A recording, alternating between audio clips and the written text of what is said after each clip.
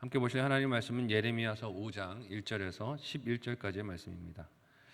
구약성경 1057페이지 전후로 있습니다. 예레미야서 5장 1절에서 11절까지의 말씀을 드라마 바이블로 봉독하겠습니다. 너희는 예루살렘 거리로 빨리 다니며 그 넓은 거리에서 찾아보고 알라. 너희가 만일 정의를 행하며 진리를 구하는 자를 한 사람이라도 찾으면 내가 이 성읍을 용서하리라. 그들이 여호와께서 살아계심을 두고 맹세할지라도 실상은 거짓 맹세니라. 여호와여, 주의 눈이 진리를 찾지 아니하시나이까? 주께서 그들을 치셨을지라도 그들이 아픈 줄을 알지 못하며 그들을 멸하셨을지라도 그들이 징계를 받지 아니하고 그들의 얼굴을 바위보다 굳게 하여 돌아오기를 싫어하므로 내가 말하기를 이 무리는 비천하고 어리석은 것뿐이라. 여호와의 길, 자기 하나님의 법을 알지 못하니 내가 지도자들에게 가서 그들에게 말하리라. 그들은 여호와의 길, 자기 하나님의 법을 안다 하였더니 그들도 일제히 멍에를 꺾고 결박을 끊은지라. 그러므로 숲에서 나오는 사자가 그들을 죽이며 사막의 이리가 그들을 멸하며 표범이 성읍들을 엿본즉 그리로 나오는 자마다 찢기리니 이는 그들의 허물이 많고 반역이 심함이니이다. 내가 어찌 너를 용서하겠느냐? 내 자녀가 나를 버리고 신이 아닌 것들로 맹세하였으며 내가 그들을 배불리 먹인즉 그들이 간음하며 창기의 집에 헛가이 모이며 그들은 두루다니는 살진 수말같이 각기 이웃의 아내를 따르며 소리 지르는도다. 내가 어찌 이 일들에 대하여 벌하지 아니하겠으며 내 마음이 이런 나라에 보복하지 않겠느냐? 너희는 그 성벽에 올라가 무너뜨리되 다 무너뜨리지 말고 그 가지만 꺾어버리라. 여호와의 것이 아님이니라. 이스라엘의 집과 유다의 집이 내게 심히 반역하였느니라. 아멘. 함께 읽은 본문의 말씀을 가지고 돌아서야 하는 길이라는 제목으로 말씀 나누고 기도하도록 하겠습니다. 예레미야를 통해서 하나님께서는 이스라엘 백성들을 법정과 같은 자리에 세우셨습니다. 변론하는 자리에 세우시고 하나님께서 그들을 징계하실 수밖에 없는 증거들을 보이셨습니다. 너희가 왜 심판을 받아야 하는지, 왜 바벨론이 침공해서 너희가 나라를 잃어야 하는지 보여주겠다 하시고 증거들을 제시해 주셨어요. 그 증거들이 무엇이었습니까?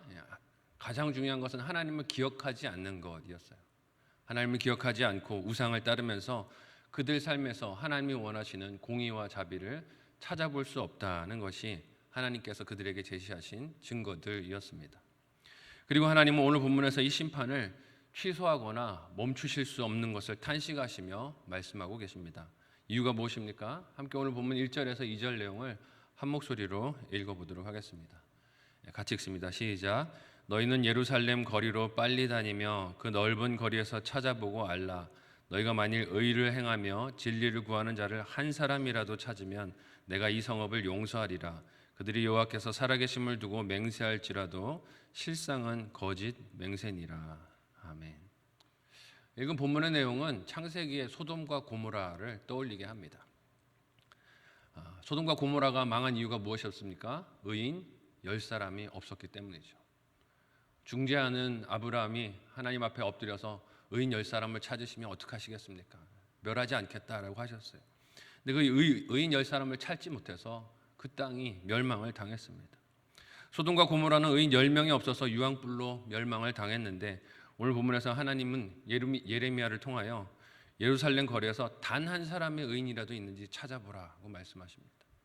무슨 뜻일까요? 한 사람도 찾아볼 수 없다는 뜻이겠죠.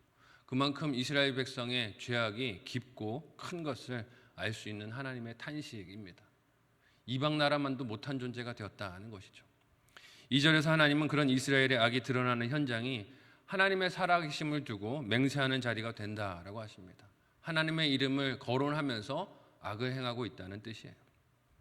그들이 예배하는 자리에서는 하나님께 용서를 구하면서 죄를 회개하는 듯 하지만 일상의 삶에서는 온갖 부정을 행하는 외식과 위선이 있다는 것을 말씀하시는 것입니다.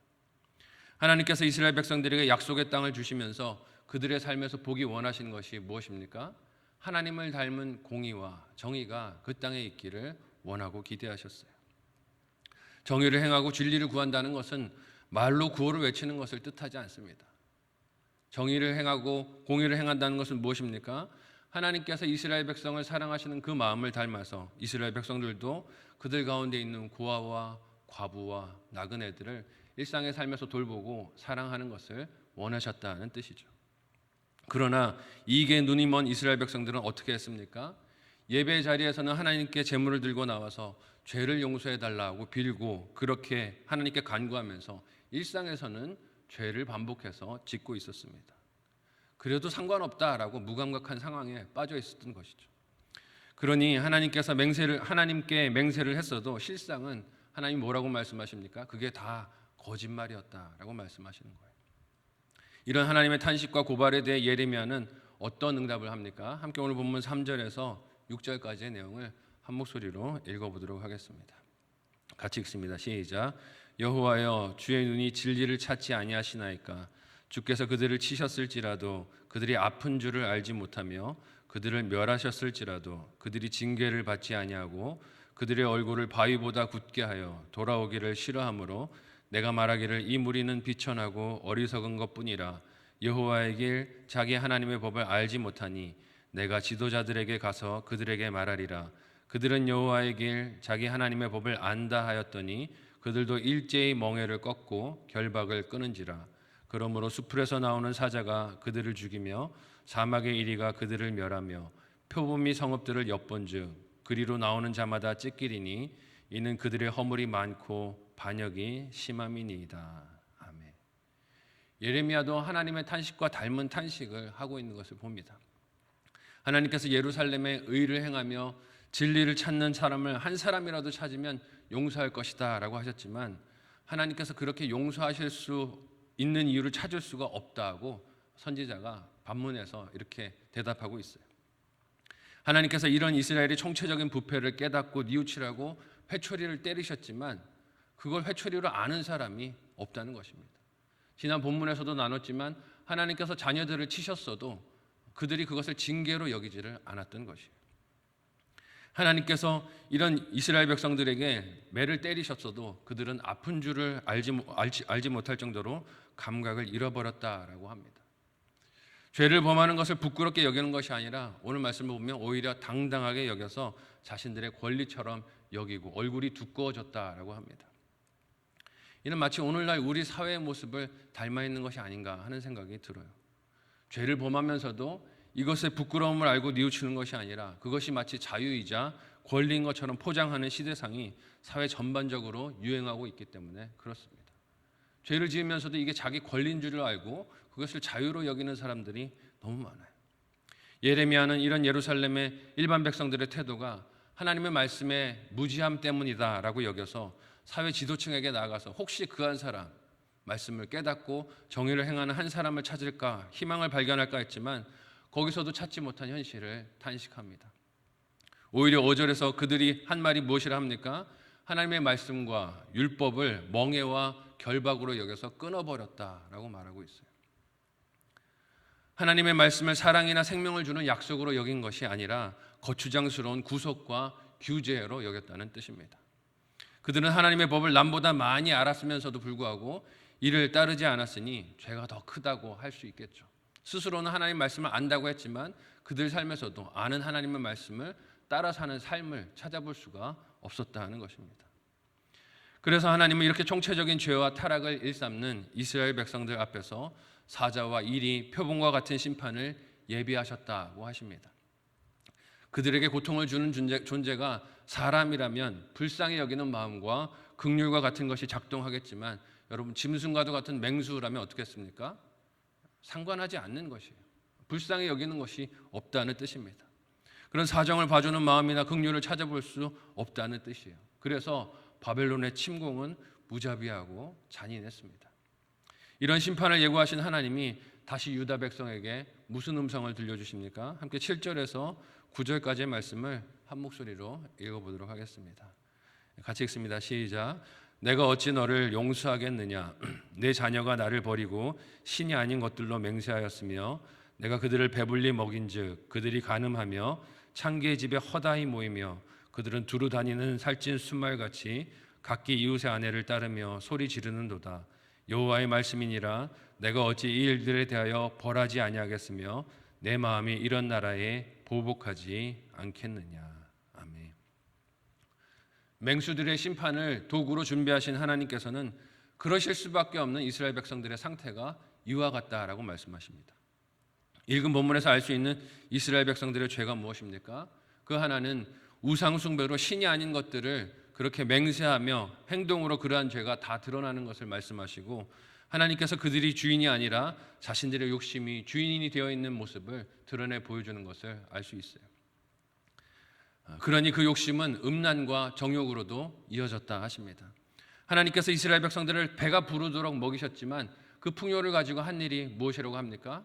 창기의 집을 찾아들었다라고 하셔요.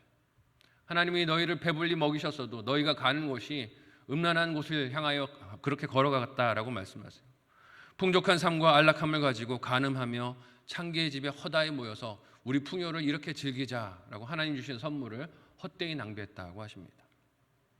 또한 어떻습니까? 그들이 자신이 순말과 같이 짐승처럼 되어서 이웃의 아내를 따르며 소리를 질렀다라고 말씀하세요. 거룩한 가정을 이루라고 가정을 허락해 주셨지만 그 가정을 거룩하게 세우는 것이 아니라 하나님의 뜻을 이루어야 할 그 가정을 우습게 여기고 음란 행하는 것을 가볍게 여겼다는 뜻입니다. 이런 그들의 상태에 대해서 하나님은 보복과 심판이 어찌 없을 수 있겠느냐 말씀하세요. 무슨 말씀이십니까? 입장 바꿔서 생각해보라. 네가 하나님이라면 심판하지 않고 두고 볼 수 있겠느냐라고 말씀하시는 것이죠. 심판이 없을 수 없다고 경고하십니다. 그리고 그 심판의 도구로 쓰실 바벨론에게 하나님께서 그러나 명령을 주시면서 긍휼도 보여주시는 것을 볼 수 있어요. 함께 10절에서 11절까지의 말씀을 한 목소리로 읽어보도록 하겠습니다. 같이 읽습니다. 시작. 너희는 그 성벽에 올라가 무너뜨리되 다 무너뜨리지 말고 그 가지만 꺾어버리라. 여호와의 것이 아님이니라. 여호와의 말씀이니라. 이스라엘의 집과 유다의 집에 내게 심히 반역하였느니라. 아멘. 이스라엘 백성을 패망시킬 이방 나라들, 바벨론이 맹수와 같을 것이다 말씀하셨지만 하나님은 그들에게 오늘 말씀에서 뭐라고 명령하십니까? 모조리 다 파괴하지 말고 가지만 꺾으라 라고 말씀하세요. 남유다가 당할 바벨론의 침공과 포로로 끌려가게 될 일이 하나님의 권세 아래에 있는 일임을 보여주시는 것입니다. 그 나라가 힘이 대단해서가 아니라 하나님이 그 나라를 도구 삼아서 지금 이스라엘 나라를 깨끗하게 가지치기 하시겠다라는 뜻이에요. 택함받은 하나님의 자녀에게 우연한 일이 없다 하는 것을 보여주시는 말씀입니다. 가지만 꺾으라고 하신 것은 이스라엘 백성들이 헛되이 신뢰하면서 든든하게 여겼던 것들을 하나하나 잘라내신다는 뜻이에요. 그것이 무엇이겠습니까? 성전 건물도 그 중에 하나일 것입니다. 너희가 이것을 세워놓고 이 안에만 있으면 하나님이 있을 것이라 여겼던 이 성전 건물도 가지니 내가 쳐버리겠다 하시는 것이죠. 또한 그들의 헛된 신학도 마찬가지입니다. 이 성전만 있으면 우리나라는 무너지지 않고 망하지 않을 것이다. 이방의 침공에서 든든할 것이다 여겼던 그 잘못된 신앙도 하나님이 가지를 치시겠다는 것이에요. 하나님을 경외하지 않으면서 다른 것들을 든든히 여기는 것이 얼마나 어리석은 생각이며 착각인지를 알게 하시기 위해서 하나님께서 그것들을 하나하나 가지를 잘라주시겠다고 하십니다. 오늘 내게도 하나님 아는 다른 것을 의지하며 자랑하는 것들이 있지 않습니까? 하나님께서 복을 주실 수 없는 길을 고집스럽게 가면서도 나는 아무 문제 없을 것이라고 스스로에게 주문을 외우며 고집스럽게 멀리 가는 길을 택하고 있는 나의 여러 가지 악함은 없습니까? 말씀을 통해 돌아보고 돌이키는 은혜가 있으시기를 간절히 소망하고 바랍니다. 하나님은 맹수들을 그 길에 보내서라도 깨닫고 돌아오라고 애타는 사랑으로 그들을 부르고 또 부르십니다. 남유다를 향한 하나님의 경고의 말씀 속에서 나를 향하신 하나님의 동일한 부르심과 사랑을 깨달을 수 있었으면 좋겠어요. 하나님 아닌 다른 것들을 의지하고 기대하고 있지 않습니까? 내 인생 계획에 하나님이 아니라 다른 것들을 은근히 든든하게 여기며 쫓아가려고 하고 있지는 않습니까?